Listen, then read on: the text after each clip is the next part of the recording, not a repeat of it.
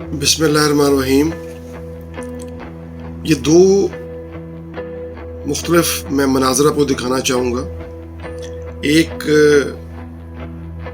गज़ा के हैं जहाँ जिस वक्त बमबारी हो रही थी और बच्चे शहीद हो रहे थे, ख़वातीन शहीद हो रही थीं, वो भी कलमा गो थीं, और उधर हम कलमा गो उस वक्त टेलीविज़न पर मैच देख रहे थे और नाच रहे थे, रक्स कर रहे थे और हू हा कर रहे थे।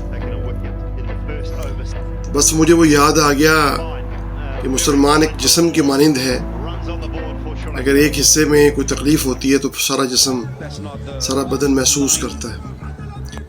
पता नहीं क्यों याद आ गया। अब आना तो नहीं चाहिए, क्योंकि मैं तो अक्सर ख़ुद कहता हूँ कि मुस्लिम उम्मा नाम की कोई चीज़ न कभी थी, न है और न ही कभी हो सकती है।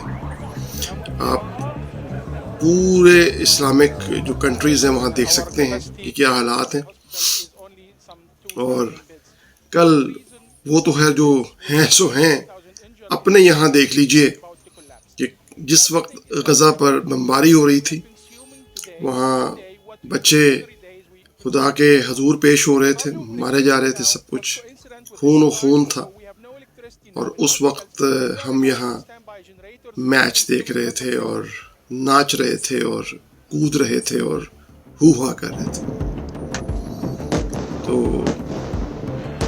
हम अपने रवैयों पर खुद गौर करें तो हमें बहुत चीज़ों का जवाब मिल जाता है, किसी से पूछने की भी ज़रूरत नहीं।